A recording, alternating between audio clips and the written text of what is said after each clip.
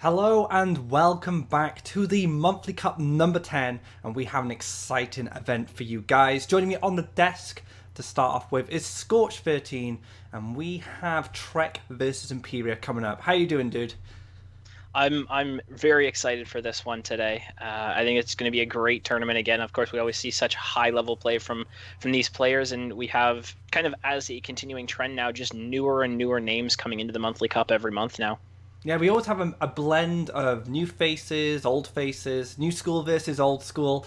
And today we actually have a great round one. We have third place from last Monthly Cup, Trek, going up against his teammate Imperia, who I believe got second place in Monthly Cup number 8, if you can correct me. Yep, back in January. Imperia also second back in September as well. So again, another name that's just been around for a long time. Yeah, both of these players have a wealth of experience within the game. Imperia especially, he's an active Faeria streamer, streams in French primarily, but he does speak English as well, so he is happy to chat to you if you're not a native French speaker. But Trek, on the other hand, he proved himself last Monthly Cup, got third place, and he took down I Win Again in the third place match and lost to Arianel, his other teammate, who ended up winning the cup, as you saw in that recap. And yeah, Trek, surprised me. I'd heard the name, but I didn't really see much results from him. Not that I know if he played in many tournaments, but he wasn't a name that stood out. But now, after seeing him get third place and beating I Win Again, who had like a massive kill streak in the King of the Hill, a very impressive performance from him. Yeah, it was really strong. And kind of going off the board, I was just looking back through my notes there of the decks that were played, and Trek kind of moving away from what we expected to see in the big blue jump and yellow events type of lineup. It went with a red yellow control that looked really strong in his hands, and a couple other players played it as well, but in his hands specifically, it looked really strong. So I'm interested to see what his lineup will be again today. To be fair, Trek brought some interesting decks. Like he didn't bring a conventional lineup. We saw a lot of players bring blue jump, yellow events, green red crackthorn, and then the last spot was if they didn't run the green red crackthorn or they didn't run the yellow events, they might bring like red yellow combat burn. But Trek brought green rush, red yellow event control, and I can't remember the last deck he brought off the top of my head. So Yeah, and I think we didn't even see it. In the notes that I have at least, but maybe I just missed what it was in that spot. yeah, But yeah, I mean, that's kind of the big three that, or the big lineup is those three of blue jump, yellow events, and then you might as well run green red crackthorn because you're left with green red as your third deck choice. But that red yellow is very interesting as a secondary option of basically going green, mono blue, and then red yellow. So yeah, it's super interesting to see what players will bring out today since we've had this kind of established meta for such a long time now. yeah, exciting stuff. I'm looking forward to seeing some spicy decks from some of our players. But before we go into the match, let's take a quick look at the bracket and see what players we have facing off each other in round one. Lou90 got up against Def Dozer in the top right-hand corner. I know that match has picked up a bit of hype as of recently, following some trash talk or something like that on the Kappa Council. Any other matches that stand out to you, dude? I mean, there's a lot of big ones. I think we've got a very good one in Trek Imperia, as we've already talked about. I'm very interested in the bottom right corner, Modnik playing against Saturus, and then Pelorn versus Nightingale. I think are both very good matches that will lead into a very strong match as well in round number 2. So I'm excited to see how that plays out. Another player, at least, that I have my eye on, up in the top left corner is Loktar. Fairly new name as far as kind of my tracking goes, but absolutely crushed through the March qualifier and then played in the March finals, losing 2-3 to the eventual third place Trek that we've been discussing, but crushed through the qualifier number 2 in April as well, beating Mayhem in the process, beating Aya, who's another big name. So kind of proving that he can hang with the big dogs of Faeria right now. So I'm excited to see if he can kind of make a name for himself coming into the monthly cups here. One match that really does stand out for me as well is Hunter versus Mayhem. Now, Mayhem is a Monthly Cup champion, also part of Arianel, Trek, and Imperia's team, but Hunter, on the other hand, has really been playing very well recently. He qualified through the ladder, so he's been grinding that ladder, but he's also been streaming as well. So recently, Hunter's really come really far in Faeria, and I'm curious to see how far he goes in this monthly cup. Yeah, and Hunter's been a name that's been around for a while in Faeria, but kind of just casually, never really moved into more of the competitive side, and now to see him moving to that is really cool. So let's get into the game, guys. Trek versus Imperia coming up. So get ready for that. We're going to hand it over to our two casters, Cappuccino and Zologrim. Take it away, guys. Thank you very much, guys. And yeah, joining with me is going to be Zologrim. Zologrim, are you as excited as I am? Trek versus Imperia, already a very strong matchup, starting off as the first round.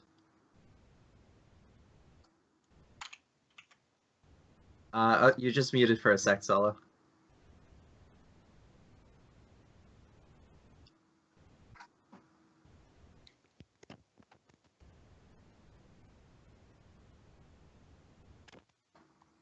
I think you have to unmute.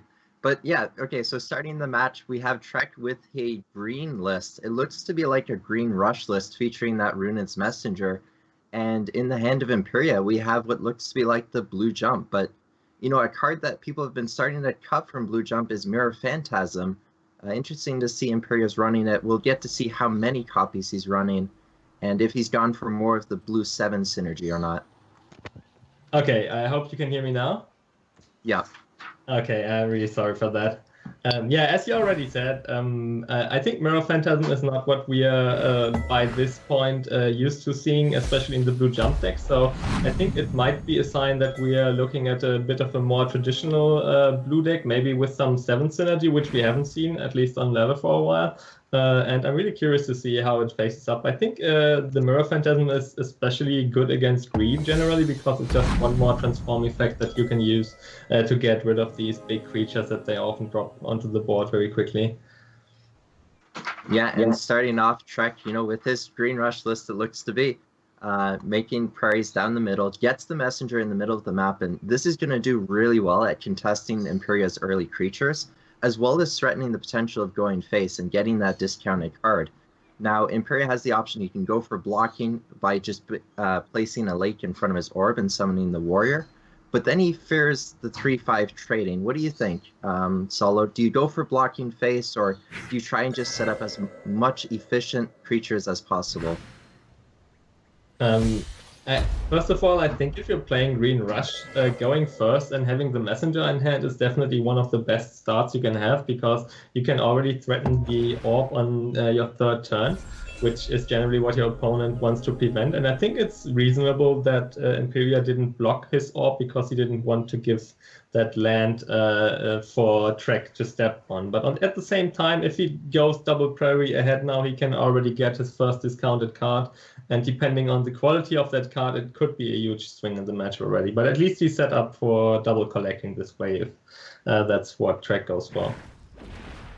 Yeah, one of the things Trek would have to be really worried of if he did go face would be that Phantasm, would be that transform, whether it be a Frogify or anything like that. So, Trek is going to play cautious and go for the board control. Doesn't want to risk running into any of that. And, Imperia with 1 discount on Wave Crash, he's going to be hoping to collect from the enemy well as much as possible. So losing that creature early on is going to hurt him a little bit. I think Trek made the right choice in killing off Imperia's Gatherer, because I've played green aggro and is of a similar kind, at least to the cards that we've seen from Trek so far. And one of the great things about the deck is that it's very flexible in how you play it. You are not forced into a position where you have to go aggressive all the time and you have to go for face. You can also fairly well play it like a mid-range deck where you set up collecting and go for value trades. And especially against blue, who are generally aiming to outvalue you by gathering and then dropping cheap creatures, it's a very good line of play to go for more of a control style. Now, from what I can see, Imperia has 2 very strong lines he can go for. He can go for the Triton Trainer +1 Warrior, or he can just go for the Phantasm now onto his Prophet of Tides. Do you favor the Phantasm?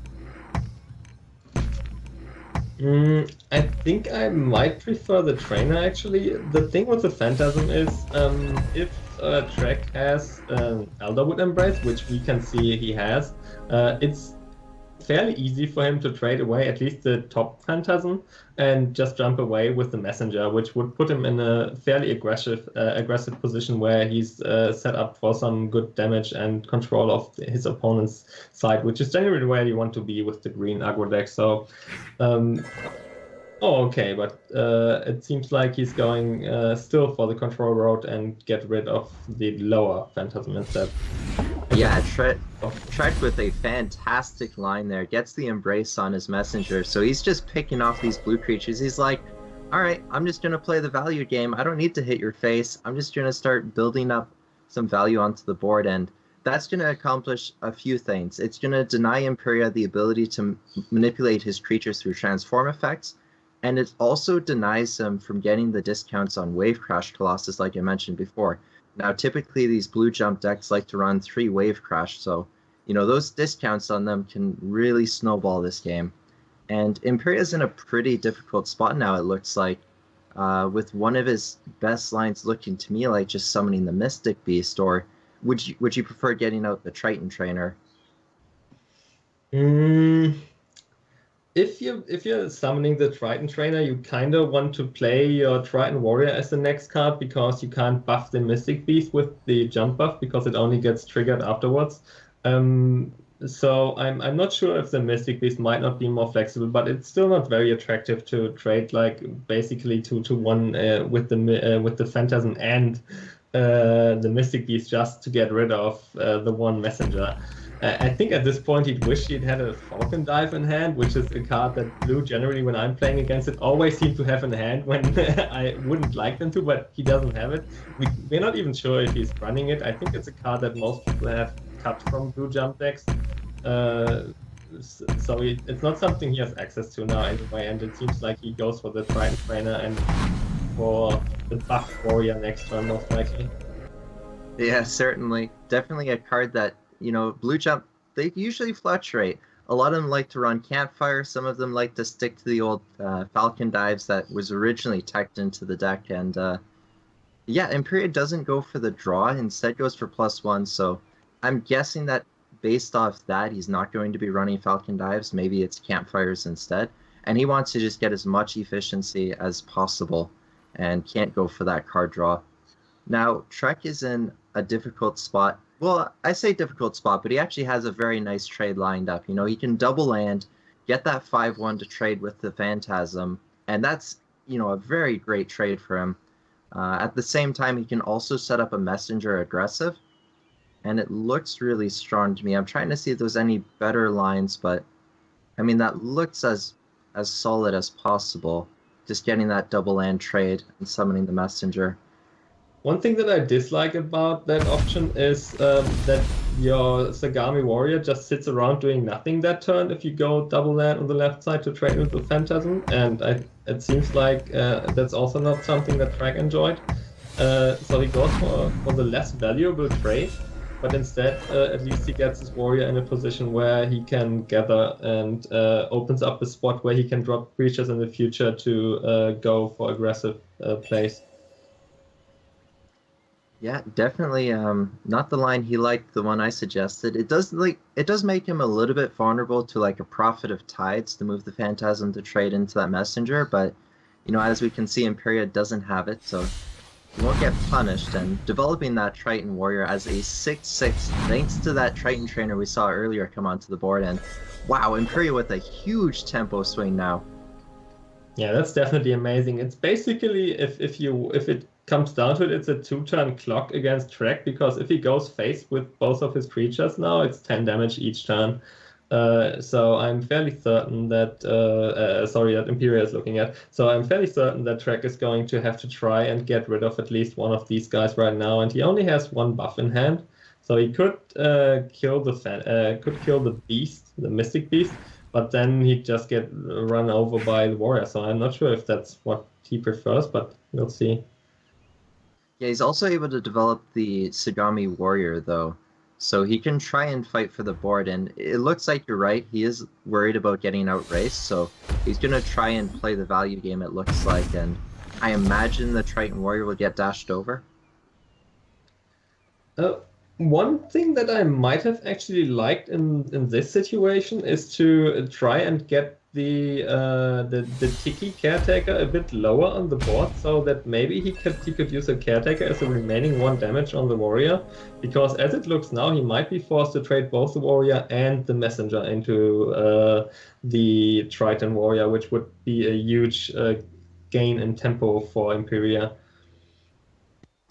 Imperia actually picking up a Ninja Toad now, so has the ability to use the Ninja Toad to clear off that Messenger, and then either go face for 6, I'm not sure we'll see that, or just jump into the middle of the board with his Triton Warrior, kill off that 3/4 Sagami Warrior, and that will help him contest any of Green's aggressive creatures. And I don't think we'll see a face hit, just because in this situation you'd be worried about Green having healing through guidance and somehow outracing you, so I imagine we'll see him go for board clearing. Is that what looks good to you, Solo?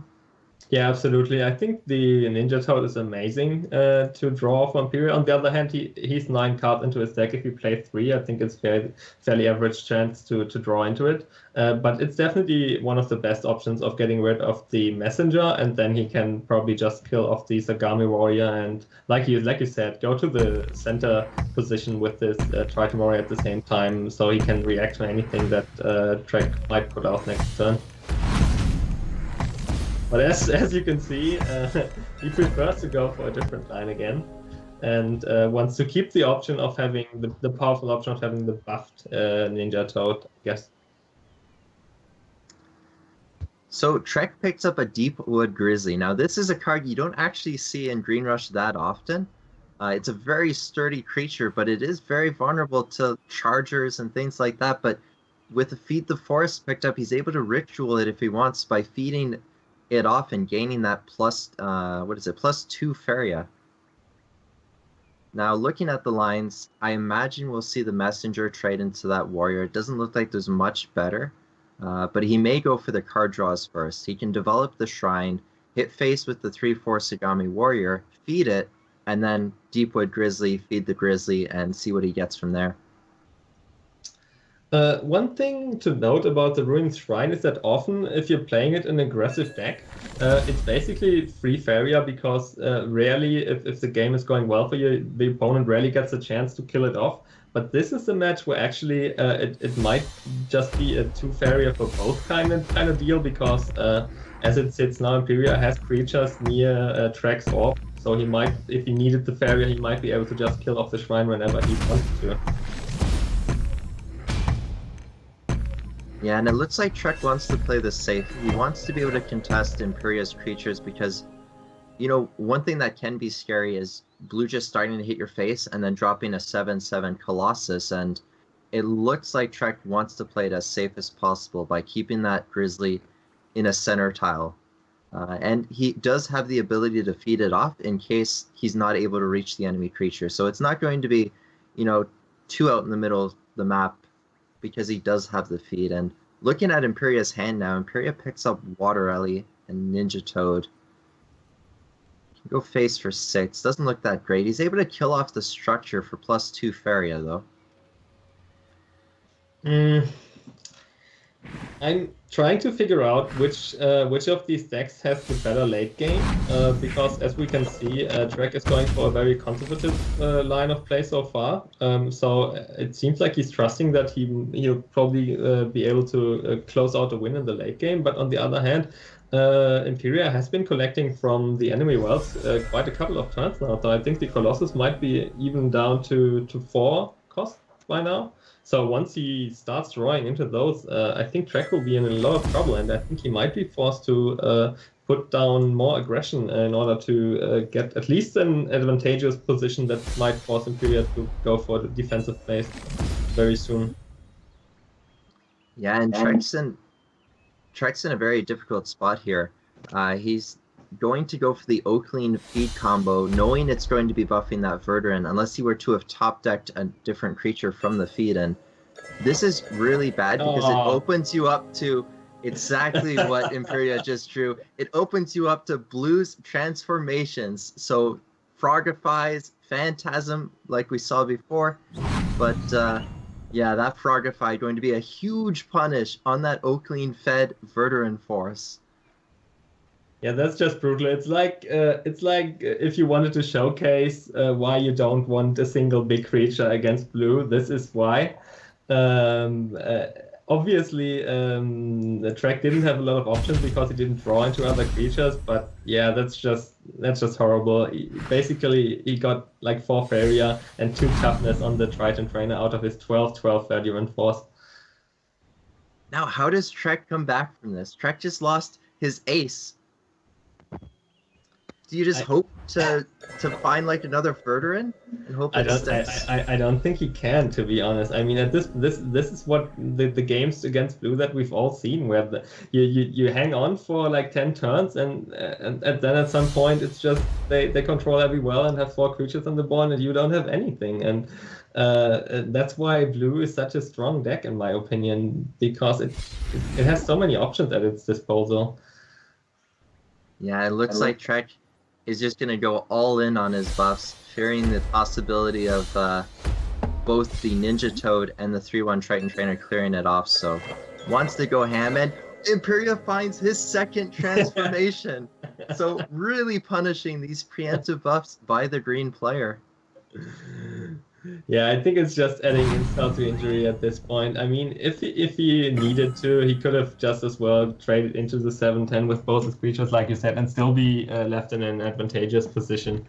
And that's the end of this game.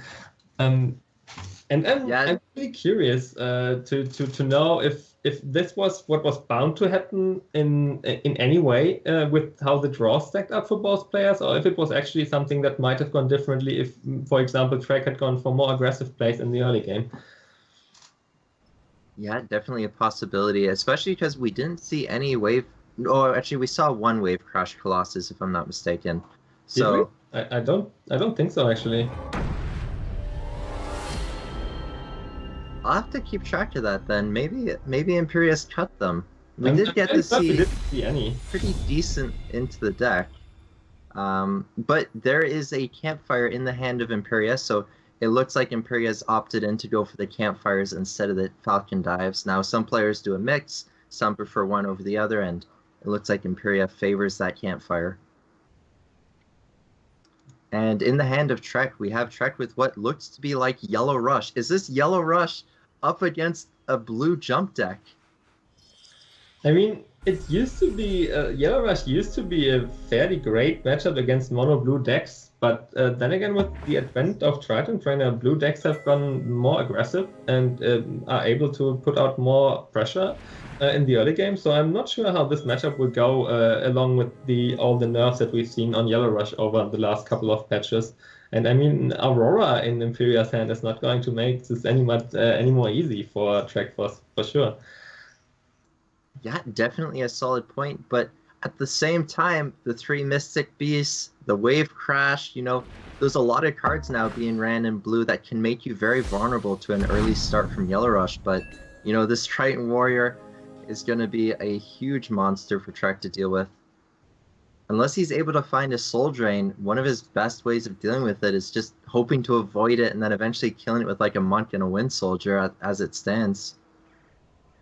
Yeah, I think it's definitely the matchup just plays differently than how it used to in the past. Because if you were in the past, if you were playing Yellow Rush against Mono Blue, you usually had some time to go for the setups to get your lands in and then drop your haste creatures and hit face for a big Crusader. And these days, with the amount of pressure that Blue is able to put out early game, you might just not have that time. And you need those early lands to get close to the opponent's orb. So as we can see, he can't even play his creature this turn, and he can't even play them next turn. So he's already set fairly far behind in tempo just from playing a Yellow Rush deck. So it really has to make it work somehow, starting 2 turns from now, I guess. Yeah, and we saw Trek in the previous turn actually go for double landing again, and I guess that's a little bit interesting, but one thing he wanted to make sure was that he could get those aggressive lands. He didn't want to get landlocked, and that's something that the blue jump decks do often, is they try and just do lake forward.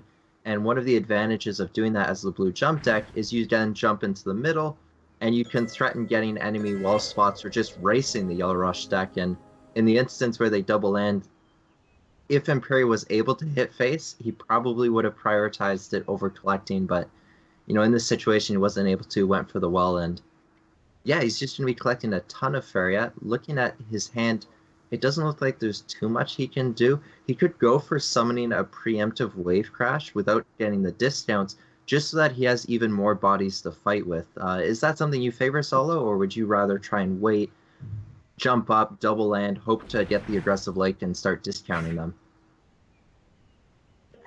I mean, it's hard to say. I don't think casting a full cost wave crash Colossus is what you want to do if there's any way to avoid it. And as we can see by his smart positioning of the warrior on the one access point that Trek has to his orb, is basically what gives him this additional turn that he needs to hopefully get maybe a lake next to the well on the bottom left side and try and start discounting his Colossus as soon as possible and put out some pressure. Now, this doesn't actually look that bad. As the Yellow Rush player, he now has the ability to get the collection in, kill it with the Monk Wind Soldier, so it's roughly 5 Faeria to kill 4 with the fact that you get to collect, but then you can summon your Templars and dash them onto that neutral and dash it onto your neutral, and you have 2 Templars threatening face. Yes. On one hand, you're right, of course, but you have to keep in mind that by that line of play, he still wouldn't get any desert within haste range of Imperia's orb, and that's just he's so slow to set up, which I think is a huge problem for him. Yeah, because he needs a second desert in order to kill the warrior. That's the problem he has. Alright, so he is going to kill off the warrior, decides to actually dash his Templar onto the lake, and that's actually a much smarter line. One of the things this does is it helps to stop Battletoads from getting summoned. If Imperia wants to do Battletoads now, he has to make that additional lake, so it will deny like Triton Warrior plus Battletoads or Trainer plus Battletoads. It's just limiting the amount of options for Imperia. Now we know Imperia has a Ninja Toad in hand, so he'll be able to still summon that and kill off one of those Templars. It's going to be a great card to deal with these Templars. Yeah, and as we know, he wants to create third leg anyway in order to drop down that buffed Mystic Beast. He might even go for the Aurora buff on the Ninja Toad. What do you think about that? Yeah, that looks really strong. I'm looking at just making that aggressive lake, getting the Mystic Beast triggered, then you summon Ninja Toad in front of your orb, jump to the desert to collect, Mythmaker it, trade, and then you can even double Campfire Mythmaker if you want to have it as a 3/3 to contest that Templar. I'm not sure about the double Campfire. It's definitely an option that he has, and we know that yellow at least doesn't run any buffs, so the chances that unless he draws a second Wind Soldier that he can get rid of it in an elegant way are fairly low. He does go for the buff for sure, and the Mystic Beast, and we'll see what he thinks about the double Campfire. At least one Campfire on the Ninja Toad then. You gotta do one. Oh, he's going for the... Yes! Mythmaker is going to be... He knows how to play this. Double Campfire Aurora. How many times do you see this in a monthly cup? It's pretty cool, actually. I like it. Now, we know Trek is just going to kill off that Ninja Toad. He's like, alright, Mythmaker's too big for me to deal with. Time to take care of that Ninja Toad.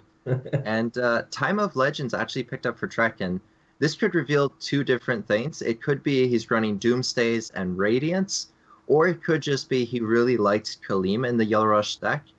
And I think that's more likely is that we just see the Time of Legends into a Kaleem. Especially after the nerf to Doomstay, now 9 Faeria. Some Yellow Rush decks have been cutting back on it just because it's a bit too expensive to save up. It kind of reveals to the opponent, hey, I'm banking Faeria, don't overcommit. Yeah, I think it's fairly certain after the last nerf to Doomsday, we probably won't be seeing it this tournament unless in some very tricky tech kind of deck. As we can see, it's a Kaleem. So it's not really looking as bad for Imperia this turn. And he even drops a Kaleem to deal with the very buffed Aurora. But Trek now playing one of his most expensive cards, and Imperia finds his Frogify.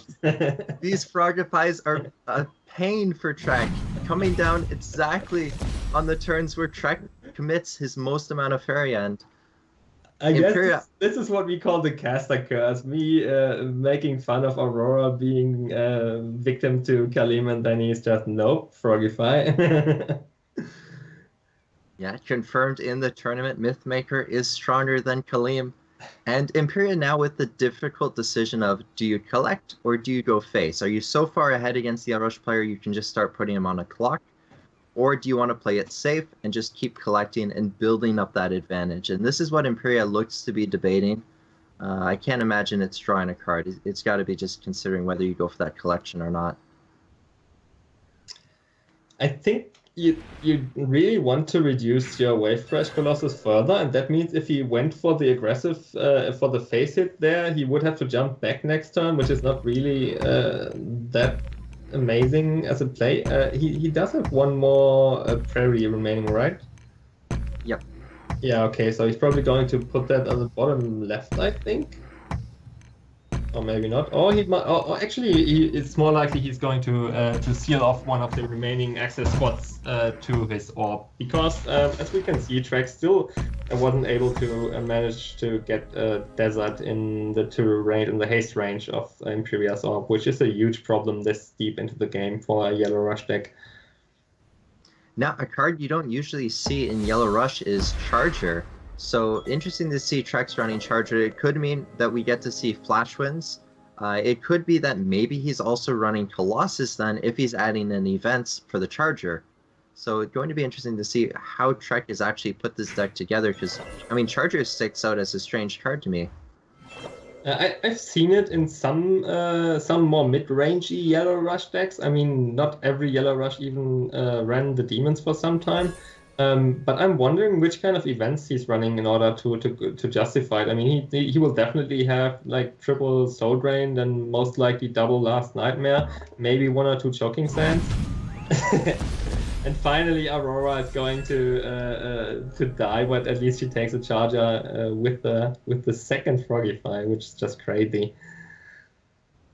Yeah, and Trek with the those Ranger.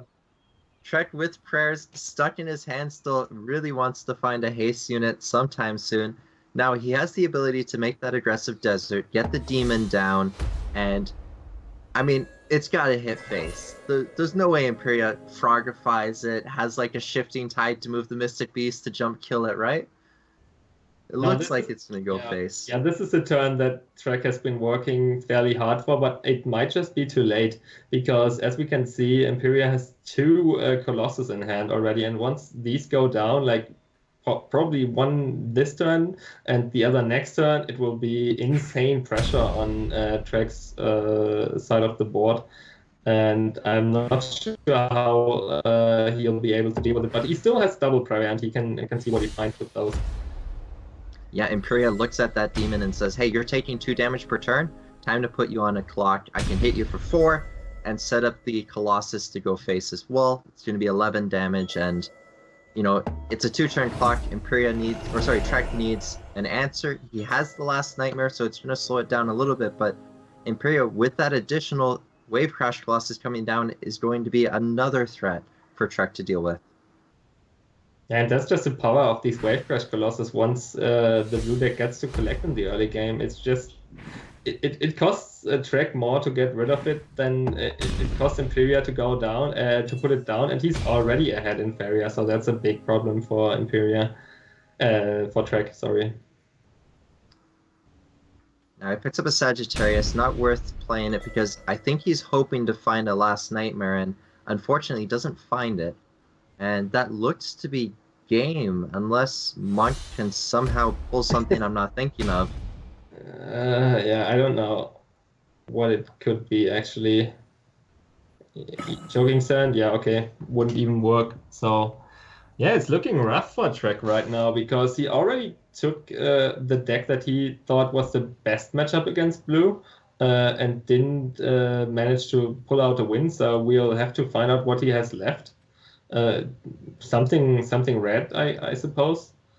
Yeah, actually, what kind of surprises me is that we didn't see a red deck earlier on, which makes me think that maybe it's like a burn deck or something like that, where he was a bit worried that the blue would be too fast for it. Yeah. I think if he was running, yeah, as we can see now here, he also has a mono blue, which okay, so he just put the green deck as his first deck. He didn't choose it to go into the mono blue, and he didn't like the kind of 50-50 that you often seem to have if you're going for a mirror match, because it's often kind of draw dependent and who gets a better start. So I don't blame him for going with the Yellow Rush, but his start was just not strong enough to be able to deal with Imperia's blue deck. And now we have to see how the mirror match goes. At least he has a very fair shot still at keeping in this match, I think. Yeah, and something interesting we see off the start is Trek actually makes a lake to both sides of his orb. He doesn't do the typical lake in front line, so one of the things this is going to help is him just keep summoning creatures next to his orb and almost have like a more reliable way of collecting rather than going up the opposite side when your opponent has the Explore card and can just progress faster. Are you a fan of the double side, or would you have preferred to see opening in front? I'm not sure. I think what most often we see the double colored lands to the side of the orb in double color decks, which run any kind of the multicolored creatures, which take 3 lands of each way. You really can't afford to make prairies in the early game.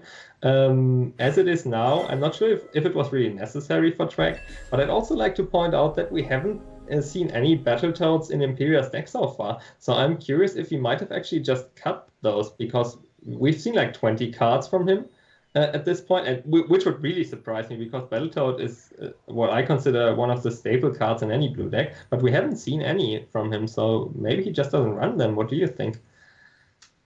Oh, it would be hard to imagine blue without Battletoads, especially because we saw Phantasms in his list, and Battletoads, it's one of the best targets for a Phantasm, unless he's hoping to just use it as a removal option. But looking at Trek's hand, he had the option to jump to the side, collect Preemptive Mythmaker, and the opponent would have to double land or have a Water Alley, which we can see he has in order to Frogify.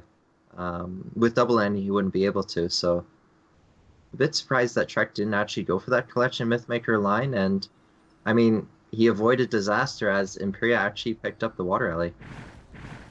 And maybe at this point he's just saying, okay, so far Imperia always had the Frogify when he needed it, so I'm just going to assume that he has it and play around this option. But at the same time, as we can see now, he set up his early lands in order to be able to double collect on both of his wells. And now with the kind of positioning and place that Imperia has made, he actually was denied that option. At least it would have put him at risk. So I don't think we can say at this point of the game that the double lands to the side actually paid off for him, because he's in a more defensive position, which makes it harder for him to start collecting from his opponent wealth, which he needs for his Colossus, and he didn't really gain much out of it. Now, Trek actually setting up his Toad to get this Mythmaker trade now, can even use the Mythmaker to kill off the 3/3 on the top side. I imagine he would prefer to kill off. Because the 3/3 in the bottom is likely to finish off the Mythmaker Toad, that would be a 6/2. So I think that looks like a very strong line. Doesn't look very good to double land on the left side. I think you just want to set up that trade. I maybe at least one land on the left side would be good, because you really want to get that Toad on the left side. Is basically your strong point at the moment, because Imperia has no presence there. So unless you are prepared to jump your Toad over to the right side in order to start battling with it, I think you have to try and make a land on the left side in order to get up that double collecting as soon as possible. So he's probably just going to Aurora trade into the Mystic Beast, move forward the Battletoad one spot, and then just have the Ninja Toad in hand as backup for the next turn to finish anything off that Imperia might drop. Yeah, one of the great things about this is often in blue versus blue, it's usually who can get out the most tokens, because you have so many transform effects, so many buffs, and the ability to frogify any larger creature. Trek just really favors getting out as many tokens as possible, and that's going to help him keep collecting and snowballing. But one of the downsides is that Imperia is collecting from his wall currently, so Imperia is getting those discounts on his wave crash that Trek currently isn't getting. Now, he has set himself up to be getting those on the following turn, but as it stands, Imperia is winning the race in terms of the discounts. And what the irony is, Trek is not collecting from Imperia's wells, but he has the Wave Crash Colossus, while Imperia has been collecting from Trek's wells, but he doesn't have a Colossus yet. But he did draw the Battletoads, so my suspicions were not confirmed. He does still run them, he just didn't find them in the previous games, which worked out fine for him. So I guess this is actually the match where you really want to draw into your Battletoads, and he did get some, so that's fine for him. I think it's a pretty even state of the board at this point, in my opinion. What do you think? It seems like Imperia's ahead to me slightly, just due to the tempo of the game. But something that caught me off guard was Imperia didn't go for the campfire onto the water alley, just to prevent that 2-2 from getting the safe trade. And one of the things it does allow him is next turn he can campfire his toad in front of his orb to contest the one by Trek that collected from his well. So looks like he favors being able to contest the creature, even though that toad is going to be a backup collector on the left side. Yeah, but on the other hand, if he wants to contest the left side, he has to create lands there, and basically, I guess you want to be able to stop Trek from collecting from his wells at most cost, especially considering he has 2 Wave Crash Colossus in hand, which he's starting to get discount, but he already has a backup toad on the left side, which he can use next turn, and he might even draw into Mirror Phantasm or whatever, which Imperia can't play around. So yeah, I'm not sure either. It might not have been preferable to have the Water Elemental remaining alive instead. Yeah, Trek with 2 Wave Crash in hand says, I can't wait for them both to get discounted. I have to get on the board and start collecting. But, you know, this is game 3. Imperia with the Frogify is going to be punishing this Wave Crash. Just anything Trek puts down that's overstated, or just, you know, any large creature just getting punished immediately by Frogifys. Yeah, it's just brutal to watch these Frogify plays. I have to admit, especially since I've always been a bit of a skeptic regarding Frogify. I generally prefer to run Mirror Phantasm just because it's more sturdy on the board, and I really hate the option of giving the opponent a toad. But in these games, Frogify have been absolutely devastating. So especially with the rise of Trikemora, yeah, we can see that Frogify is just a better card in my opinion. So cutting most Mirror Phantasm seems like a smarter play. Yeah, Imperia actually had the option as well just to trade with both of his toads by using Prophet of Tide to cut off all the collections of Trek, but favors the campfire line. And that actually looked kind of interesting, was just playing the Prophet of Tides to move the toad twice and killing off both of the toads of Trek just to completely solidify your lead. Now, Trek picking up Ninja Toad means he can now kill off that 4-3. Even gets to collect with his Toad double collecting to kill off the 3-1. So, Trek getting some really good trades here. Yes, he does, but he doesn't. He doesn't have anything left on the board, so he really wants to drop something now. Which is he going to? He was just hovering the Prophet of Tides. Is he just going to drop the Prophet as a collector? I think you have to as Trek. You know, you don't have any creatures you can get onto the board reliably safe unless you go for the Mystic Beast in the bottom right. You know, on that lake tile to the right side of his orb, if the Toad goes to collect, maybe you can profit, move it to then trade as a 2/5 body to fight with. And no, Trek is saying, I need to collect from your well. I need to get my Wave Crash discounted. If he does double collect with it, he will be able to play the Wave Crash. So it looks to be like a strong line, but we can see Imperia with Prophet of Tides can deny that if he goes for it. But why? Why did he? Can you explain to me why he only moved the lake one tile? Why did he not move it next to Imperia as well? That's really surprising to me. What's he playing around? It could be just a Ninja Toad off the top from in front of your orb in case Imperia drew, because it looks like Imperia already has his land, so its most likely option is to draw. So I think it's just the player on Ninja Toad. Okay. Maybe, yeah, maybe you're right. Still seems a bit surprising to me, because as it is now, he would have to create a land in order to get that collecting from the opponent as well. And at this stage of the game, it's not 100% certain that that's the kind of line that you want to go for. Yeah, one of the additional things is currently Imperia has to make a land in order to reach that 3-1, whereas if the Prophet had moved all the way up to the top left of the well, that would mean Imperia could draw for Prophet and still be able to kill it off. So by Trek staying where he was in that bottom left spot, it meant Imperia couldn't draw for a Prophet. Yeah, but at least, I mean, if you compare with the Prophet play that Imperia had in hand at this point, he could have killed the Prophet, Trek's Prophet anyway, and this way he even got to collect off the opponent's well one more time. I'm not sure if he needed it, but he did. And also, Trek still can't drop his Mystic Beast, which he could have done if he had moved the land one spot further up. So I'm still not 100% convinced by that choice, to be honest. Yeah, Trek is in a very bad spot now. Now, next turn, he will be able to play the Ninja Toad and the Triton Trainer in combination to have it buffed up and kill off that 3-3 surviving. It looks like the strongest line is just dropping the Trainer, doing that +1, and playing the Ninja Toad. Yeah, definitely. I'd say he's still not out, especially considering he has the second trainer in hand, which is one of the best cards you can have in the mono blue matchup, I think.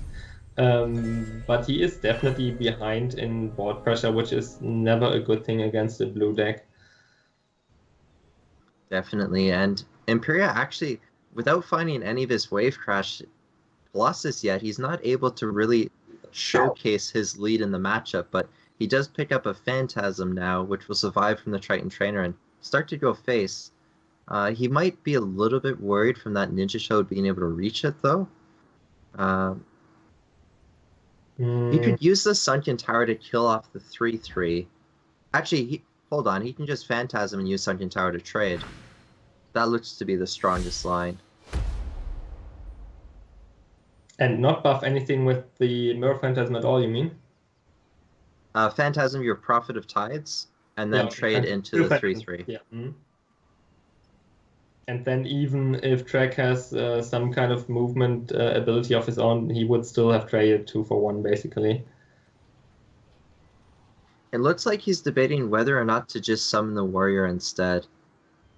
Now he can just pull the Triton Trainer, trade with the 3-1 Prophet, get rid of his Prophet, and just summon a Warrior. The Phantasm line looks the strongest to me, though. Yeah, and he's going for it. Actually looked like he was deciding where to put the Phantasm was what he was thinking about. And what does that middle tile accomplish? It means he can contest practically the entire board, meaning if Trek were to summon anything, he would be able to kill it off. But, I mean, this is kind of just setting up Trek to get the trade. Yeah, I'm also a bit confused about that. I mean, it's a fairly defensive play. It's like as if he's afraid of Trek racing him, but then again, he can't even reach Imperia's Orb this turn. So I'm not sure if it might not have been just preferable to go aggressive if you're ahead at this stage of the game, and put the Phantasm like in the bottom left leg that he owns, or at least even to the right where it can collect next turn. Yeah, great point. And Trek has the ability to collect from the enemy wall, jump onto that prairie in the top left, make a lake next to Imperia's face, and drop a Wave Crash for 5. And that'd be setting up 12 damage to go face, but he would get outraced in that situation. So he goes for a draw instead. And he still has the ability to summon that Triton Trainer, and it'll contest the 5-2, as well as setting up his next Ninja Toad to be buffed. And one thing to keep in mind is that the way this played out, actually Trek got the option to kill off the full HP Mirror Phantasm with his Ninja Toad, while if he had positioned it more to the right next to his Sunken Tower, he could have kept it alive most likely for next turn. Wow, Trek actually doesn't go for the preemptive campfire onto his Mystic Beast and is going to get very punished here by Imperia's campfire. And finally, Imperia finds his Wave Crash Colossus. You know, if it could discount cheaper than 4, it would be down to 0, but has that cap of 4 Faeria as the minimum. And Imperia now able to really start demonstrating his lead in the matchup. This is why blue jump decks are so frustrating to play against. At least to me personally, it's this way because you manage to hang on in an even game for a fair number of turns, and then at one point, once the Colossus for 4 Faeria start rolling, and it's just okay. What am I gonna do now? There's just nothing you can do if you're behind on the board to deal with these massive 7/7s for 4. Yeah, Trek's got to be hoping to find Frogify of his own, you know. Maybe if Imperia doesn't trade the board, Trek finds a Frogify, frogs the Colossus, gets the trade, survives, and then maybe he can finish off the Phantasm later. But this is wishful hoping as, you know, Imperia is just so far in the lead, putting him down to 7 with the Triton Warrior getting summoned. It's actually going to threaten lethal even regardless of Trek having that Frogify. Yeah, and even the toads to rub it in. So I think we are actually really looking at a straight clean 3-0 for Imperia here, and we won't get to see what other decks he has hidden away, at least for the time being. Yeah, there's that Frogify pickup, but you know, unfortunately for Trek, it's not going to do the job it was doing for Imperia, as Trek is just too far behind it. Yeah, that's an interesting point actually. I think Frogify as a card is most likely just better if the game is even or if you're ahead. But Frogify is just not a good play if you're behind because often you're lacking the creatures in order to kill off whatever you Frogify. So it often leaves the opponent with the toad, which is not a great thing to do. And all right, and we have Imperia winning the series 3-0, very dominating performance.